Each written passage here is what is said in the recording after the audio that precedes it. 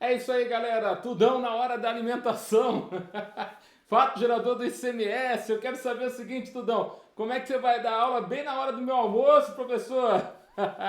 Sim, mas para os queridos fiscais, a refeição nada mais é que um fato gerador do imposto. Então, vai lá cumprir, né? Vai pegar o teu prato, fica aqui na minha frente, vamos bater um papo. Importantes informações a respeito do nosso ICMS aqui no estado do Espírito Santo para a sua prova, né? E o mais interessante é a gente poder trabalhar com questões do jeitão da banca, porque a banca que vai avaliar vocês, a Fundação Getúlio Vargas, ela tem um estilo de cobrar provas com relação à legislação e a gente precisa conhecer esse estilo. Então, quanto mais a gente puder fazer juntos questões da banca FGV, muito legal. Como eu estou aqui acompanhando vocês, então eu quero saber aí quem está comigo aí para esse almoço com o Tudão, almoço de domingo com o Tudão. Professor Tudão, ainda bem que você está aqui.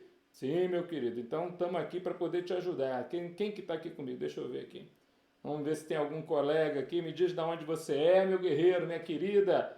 Né? Nós vamos invadir aí o território aqui do nosso querido estado do Espírito Santo. Então, você que está aí estudando, né? Nós estamos aí com a intenção de te ajudar firmemente aí a ser auditor aí do nosso estado. Tá certo? Então, vamos fazer isso com grande alegria.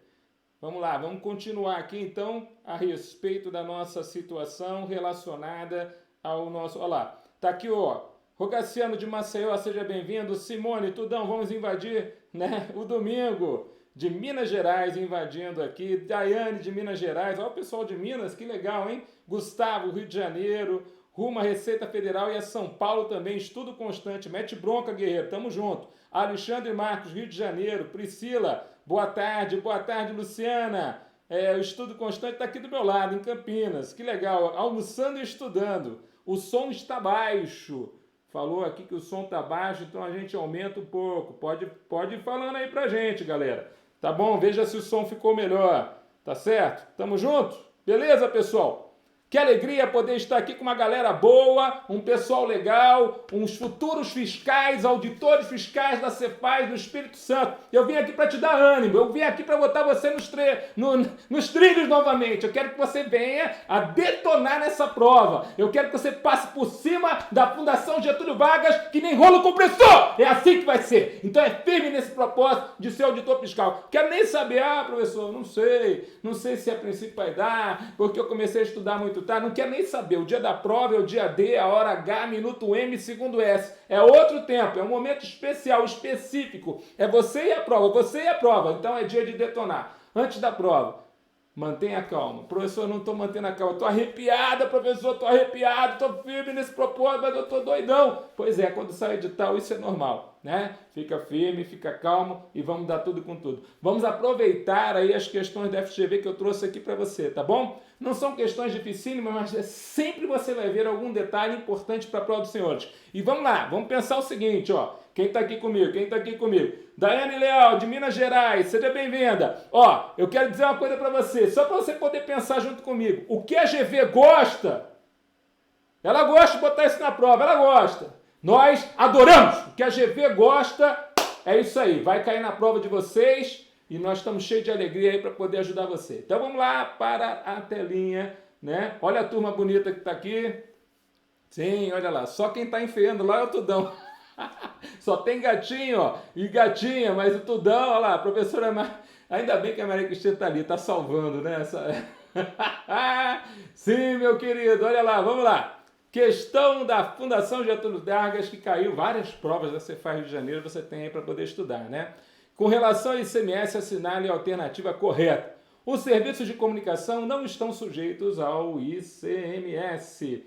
Queridos, claro que você sabe que isso não é verdade, né? Serviços de comunicação sendo onerosos, ou seja, sendo a princípio cobrados pelo prestador para o tomador, ou seja, sendo oneroso, ele está dentro do campo de incidência do imposto, conforme a Lei Candir, conforme a Lei 7.000/2001, a lei do ICMS aqui no Espírito Santo. Então, lembre-se, serviço de comunicação é sim tributado pelos estados. Ah, professor, e o provedor de acesso à internet? Toma cuidado ali com o provedor de acesso à internet, porque de acordo com súmula do STJ, esse provedor de acesso à internet não deveria estar sendo tributado pelo estado. Mas a gente sabe que a legislação estadual, muitas vezes, ou ela é isenta ou ela tributa o provedor de acesso, porque ela entende que está dentro da Constituição Federal que qualquer tipo de serviço de comunicação seria tributado pelo imposto, uma vez que fosse oneroso. Então, o questionamento aqui poderia ser, professor, a princípio eu entendo que todo serviço oneroso mas a desqualificação é se o provedor de acesso à internet é um serviço de valor adicionado, então não é o serviço principal, e na verdade o que aconteceu nessa súmula foi uma grande confusão. Quer dizer, o provedor de acesso é diferente do provedor de conteúdo. Então, o provedor de conteúdo são aquelas páginas principais que você recebe conteúdo gratuitamente. Isso, na realidade, é amparado pela não incidência. Agora, o provedor de acesso que você, a princípio, acessa a internet mediante um pagamento, então você tem um serviço sendo pago, aí a maioria dos estados, inclusive o Espírito Santo, tributam, inclusive com redução de base de cálculo. Então toma cuidado. Na prova é o seguinte, serviços de comunicações onerosos, tributados pelo imposto. Tá certo? Volta lá no nosso querido slide. Letra B. Não pode haver uma mesma operação comercial, ainda que de natureza mista, ou seja, com fornecimento de mercadoria e prestação de serviço. Veja que a FGV sabe muito bem o que é uma operação mista, aquela que tem fornecimento de mercadoria juntamente com prestação de serviços, que seja tributada tanto pelo ICMS, sobre o valor da mercadoria, quanto pelo ISS, sobre o valor do serviço. Não pode haver? Falso, totalmente falso, né, Tudão? Essa informação aí está falsa. Por quê? Pode sim. Qual é a situação que nós temos essa operação mista com essa dupla tributação? Eu não chamo de bitributação porque não é sobre o mesmo fato gerador e sobre a mesma base de cálculo. Na verdade, por exemplo, quando uma oficina faz a retífica de um motor, ela está prestando um serviço e está colocando mercadoria ali. Qual que é o fato gerador do ISS? O início da prestação de serviço de retificar o motor. Qual que é a base de cálculo? O preço do serviço. Qual que é o fato gerador do ICMS? A saída da mercadoria. Então, quando você está devolvendo aquele motor, está saindo mercadoria junto. Então, aquela saída é fato gerador do imposto. E qual que é a base de cálculo? O valor da operação. Então, na verdade, são fatos geradores distintos, base de cálculo distinto, mas há essa dupla, diferente de bitributação aqui no caso seria sobre o mesmo fato gerador e a mesma base de cálculo, dois entes tributantes distintos tributando, mas não é o caso. Aqui são dois entes tributantes distintos, tributando sobre fatos geradores distintos, base de cálculo distintas. Você pode até dizer que existe dois fatos geradores, por isso, dupla tributação. Tudo bem? Mas a informação aqui está falsa, você já entendeu o porquê. Beleza? Vamos bater papo aqui, galera. Se tiver dúvida, conta aí para mim. Letra C. Incide no caso de transferência de titularidade de bens do ativo fixo ou imobilizado. Aqui eu fiz uma retificação aí na questãozinha, porque aqui é interessante aqui no nosso estado do Espírito Santo. E aí, professor? Transferência de titularidade de bem do ativo fixo ou imobilizado. O que quer dizer isso para nós? Queridos, vamos lembrar o seguinte, a gente está numa situação interessante, a gente está num limbo, né? Que limbo, professor? O limbo porque, a princípio, o Supremo Tribunal Federal já declarou que circulações físicas não deverão ter a incidência do nosso ICMS, mas falou que somente com efeitos a partir de 1º de janeiro de 2022. Então, a tua prova está em 2021, o teu edital está em 2021. Então, toma cuidado com esse tipo de questão. Por exemplo, a transferência de titularidade, como caiu na prova, a princípio está havendo uma transmissão de titularidade, do ativo permanente. A pergunta é, no estado do Espírito Santo, isso tem incidência ou não tem incidência do nosso ICMS? Veja, a saída, quando você compra pela primeira vez o ativo permanente, a gente sabe que ela é uma mercadoria, tem a incidência do imposto. E quando sai novamente? Depende. Cada estado tem a sua legislação própria sobre isso. E vou falar uma coisa para você. Se você falar que não incide o imposto aqui no estado do Espírito Santo, você está cometendo um erro. Tanto é que nós temos várias isenções sobre o ativo imobilizado sendo transmitido, principalmente por causa das situações relacionadas à própria lei do imposto. A lei 7.000/2001 fala, é isento quando entra estabelecimento da mesma titularidade. A seguinte situação é falada também. É isento quando a princípio for remetido com mais de 12 meses. Ou seja, na idade, eu só posso isentar algo que eu tributo, porque a isenção é uma exclusão da incidência do tributo. Ou seja, houve a incidência, mas eu estou excluindo por causa de uma lei infraconstitucional. Então eu estou excluindo algo que existe, eu estou excluindo uma tributação. Então, regra geral, olha isso aqui que eu vou falar para você. Regra geral, aqui na legislação do ICMS do Espírito Santo, incide imposto na transmissão da titularidade sobre o bem do ativo permanente. Incide o imposto. Eu fui lá procurar nas consultas tributárias a respeito do ICMS aqui no nosso estado, né, do Espírito Santo, e lá nas respostas da consulta está bem claro isso também. Então, na realidade, lá na legislação do imposto, já não fala especificamente incide ou não incide. Simplesmente ele diz, é isento nessas situações. Ou seja, incide. Cuidado. Volta lá na telinha. Eu preciso antenar você. E o que eu falei aqui no começo da aula, o que a AGV gosta, nós adoramos. Tá certo? Galera, tá todo mundo entendendo aí? Dá um toque aqui pro Tudão, se você tá me ouvindo direitinho, se o som tá legal, se vocês a princípio estão entendendo tudo, tá bom? Então veja lá. A letra C, então, ó, incide no caso de transferência da titularidade de bens do ativo fixo ou imobilizado. Aqui no nosso estado, veja que essa regra não é geral, não é para qualquer estado. Mas aqui no nosso estado, poderíamos colocar como sim. Tá certo? Beleza. Letra D, então, gabarito seria essa. Letra D. Não incide quando se tratar de bem ou mercadoria importado por pessoa que não seja contribuinte habitual do imposto. Então, está lá a GV preocupada com a importação enquanto ao ICMS e quanto a pessoa que não é contribuinte habitual do imposto. Galera, nós já sabemos, né? Nós já sabemos e até tem o Fancão do Tudão, justamente a respeito da importação. Até rima, né? Rima tudo. Qualquer pessoa para qualquer finalidade. Se importar, é contribuinte. Bota aí, bota o som, cara, bota o som. Qualquer pessoa para qualquer finalidade. Se importar, é contribuinte. Então, qualquer que seja pessoa, física ou jurídica, para qualquer finalidade, importou para uso, para consumo, para ativo ou para revenda, se importou, é contribuinte do ICMS. Essa é a regra geral. Está lá na emenda constitucional 33 em 2001, alterando a Constituição Federal, trazendo essa informação para nós. Então, importador, não importa se tem habitualidade ou não tem habitualidade, basta ser importador, é contribuinte do imposto. Então, a informação aí está falsa. Não incide? Não, incide imposto na importação. Tem exceção, professor? Sempre há uma exceçãozinha nessa regra aqui, mas são exceções jurisprudenciais, tá bom? Volta lá na telinha. E finalmente a letra E. Será facultada a manutenção e o aproveitamento do montante. Veja, não é facultada, é obrigatória a manutenção e o aproveitamento do montante do imposto cobrado nas operações e prestações anteriores, no caso de exportação de mercadorias, mesmo que a Constituição Federal expressamente determine a não incidência do ICMS sobre mercadorias e serviços destinados ao exterior. Veja, a manutenção dos créditos ao exportador, esse é o tema, né? A manutenção dos créditos ao exportador, ela é obrigatória no caso do nosso ICMS. E ela é obrigatória mediante regra constitucional. E aí, é claro, a lei do imposto aqui no nosso estado do Espírito Santo só acompanha a regra obrigatória constitucional. Todo mundo entendeu? Todo mundo está lembrado disso? Essa manutenção do crédito, inclusive, é muito importante, justamente para dar subsídio aos exportadores que a princípio exportam, por exemplo, pelo Porto de Vitória. Importantíssimo, nosso Fundap aí de Vitória aí, que pode cair na tua prova. Tá certo? Não me assusta se cair alguma coisa lá do Fundap na prova. Tá bom? Vamos lá, vamos para a telinha ainda. Então, outra questão. Vamos falar de importação, então, ó. Questão que caiu também na Cefaz Rio de Janeiro. Uma sociedade empresária situada em Vitória, no Espírito Santo, importou da França uma máquina para o seu ativo permanente. Então, ela importou da França uma máquina...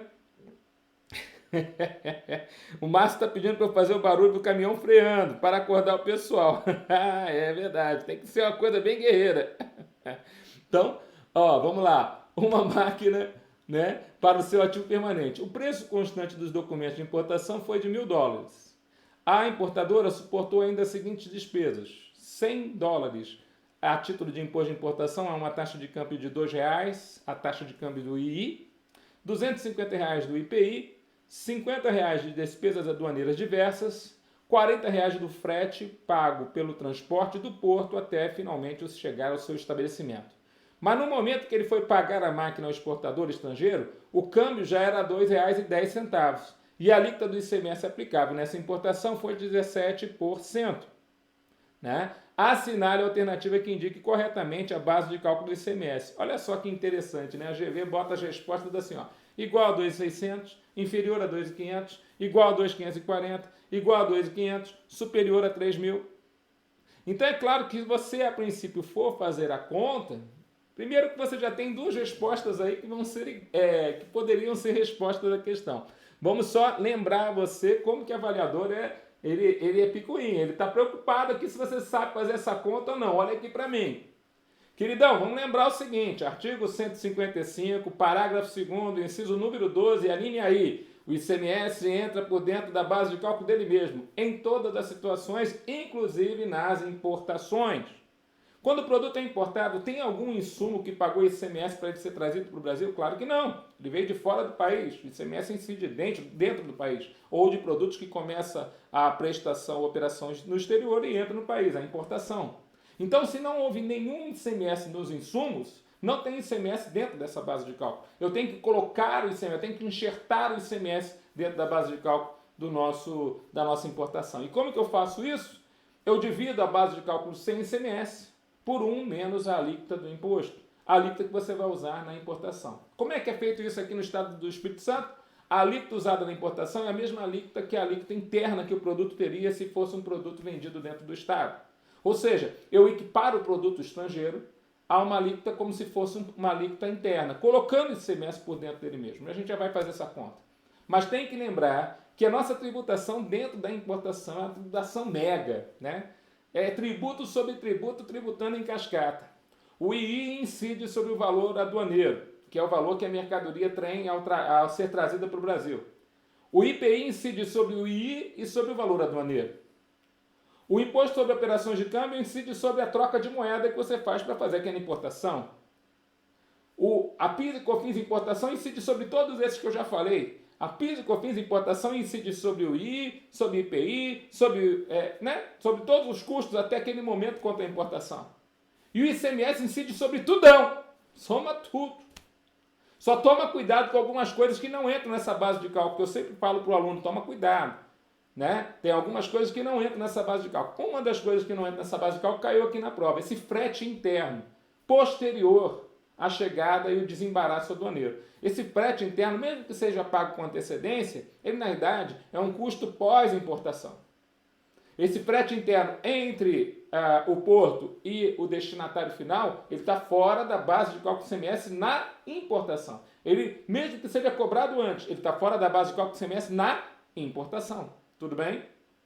Volta lá. Vamos ver então a questão direitinho para você poder entender. Né? Olha lá.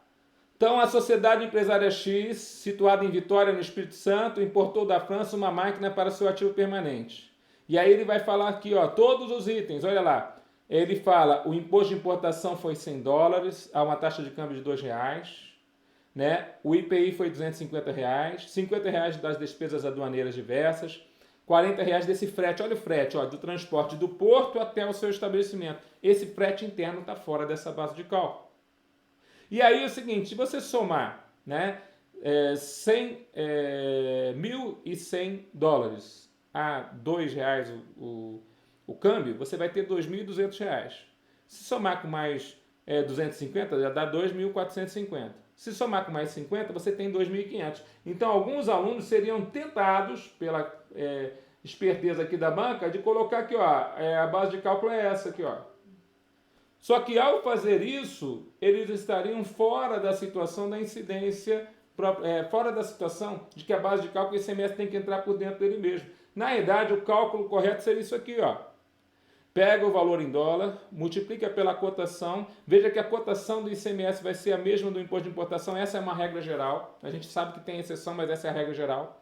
Então você somaria R$2.500, que seria os R$2.200, mais 250 do IPI, mais 50, né, a respeito das despesas aduaneiras, e dividiria por 1 menos a alíquota interna, que a princípio é dada para aquele produto, R$3.012. Então, o gabarito da prova, né, não seria a alternativa a letra D, igual a 2.500, mas sim a alternativa a letra E, pegadinha da GV, né, para poder lembrar você, se você, a princípio, né, tá lembrando de tudo. Olha lá o Juvino, salve, salve, pessoal do Acre, invadindo o Espírito Santo. Ailton, pessoal de, é isso mesmo, Portão, Rio Grande do Sul, que legal, seja bem-vindo, Ailton. Então, que bacana o pessoal que está aqui estudando com a gente para ser paz do nosso Espírito Santo. Seja bem-vindo, vamos detonar, vamos passar por cima.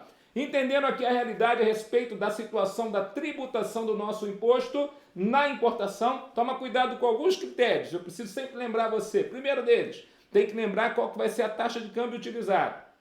Professor Tudão, se sabia que caiu uma pegadinha numa prova, eles falaram que não houve incidência do imposto de importação. E se não houve incidência do imposto de importação, não houve a necessidade da mudança do câmbio na data do registro da declaração de importação. E aí, para calcular o ICMS, quando não há incidência do II? Aí você vai para a regra que o CTN prevê, que também é importantíssima. Não é a da Lei Candim, mas é a que o CTN prevê. A regra do momento do fato gerador. Ou seja, se a princípio não tiver incidência do imposto de importação e você não precisou utilizar o câmbio do imposto de importação, você utiliza o câmbio da data do fato gerador do nosso ICMS. E quando é o câmbio da data do fato gerador do nosso ICMS? Quando é o momento da ocorrência, o aspecto temporal do fato gerador do ICMS? Ah, o aspecto temporal do fato gerador do ICMS, Tudão, é não desembaraço aduaneiro. Então aí você vai pegar o câmbio do desembaraço. Pegadinha, hein? Se cair na prova, você está atento, atentíssimo ao que o Tudão está falando aqui para você, tá bom? Vocês entenderam? Vamos lá para outra questãozinha importante aqui para você que está estudando aí com afinco. Vamos lá, ó. Com relação ao serviço tomado ou à mercadoria entrada no estabelecimento, a Lei 7.000/2001, que é a lei instituidora do ICMS aqui no nosso estado, estabelece a obrigatoriedade do estorno do ICMS, de que se tiver creditado o sujeito passivo, sempre que ocorrerem os fatos apresentados a seguir, à exceção de um. Eu estou lá no artigo 50 da Lei do Imposto. Assinário, olha só uma coisa para mim, eu quero te falar uma coisa olhando nos teus olhinhos. Quais são as duas partes das disciplinas que mais caem na prova da GV, na prova de legislação tributária, para você detonar a Cefaz do Espírito Santo e entrar com tudão e virar amigo, né? Virar colega fiscal do Tudão, virar colega fiscal lá do professor Júlio, que é fiscal lá do Espírito Santo. Qual? São dois. Base de cálculo, nós estamos fazendo algumas questões de base de cálculo aqui, que a GV gosta, hein? Os assuntos que ela mais gosta, porque eu fiz essa pesquisa. Né? Olhei os últimos editais, olhei Rio de Janeiro, olhei Rondônia, e aí a gente vê lá claramente base de cálculo e crédito do imposto. Tá bom? Então tomem todo cuidado. Quando a gente fala base de cálculo, também o cálculo na substituição tributária. Então é uma base de cálculo no genérico. Tomem bastante cuidado com esses temas, são os temas que mais caem. E o estorno do crédito, quando é que funciona, professor? O estorno do crédito é sempre uma situação em onde você não conhecia ao tempo da entrada daquela mercadoria no destinatário, de que aquela mercadoria sairia isenta ou não tributada. Então, o estorno do crédito é uma situação muito específica, muito especial. Na situação do estorno do crédito, nós dizemos que o crédito deverá ser estornado, né? Quando, a princípio, a mercadoria for sair isenta ou não tributada, e isso não era conhecido, era desconhecido ao tempo da entrada. O crédito é vedado quando era conhecido ao tempo da entrada da mercadoria, porque o que dá direito a crédito, né, galera? É a entrada de mercadorias, entrada de insumo, entrada de matéria-prima, entrada de embalagens, para poder depois sair tributado. Então, sai tributado, entra tributado, sai tributado com débito, entra tributado dando direito a crédito. Então, débito e crédito é uma relação da não cumulatividade contra o ICMS e está prevista na Constituição Federal. O que eu estou falando é o seguinte, vai ser dado o estorno se a entrada já se deu com crédito e a saída posterior saiu isento não tributado e você não conhecia isso ao tempo da entrada. E as situações estão lá no artigo 50 da Lei do Imposto. Vamos ler elas? Você vai lembrar delas quando a gente lê aqui a situação específica. Olha lá.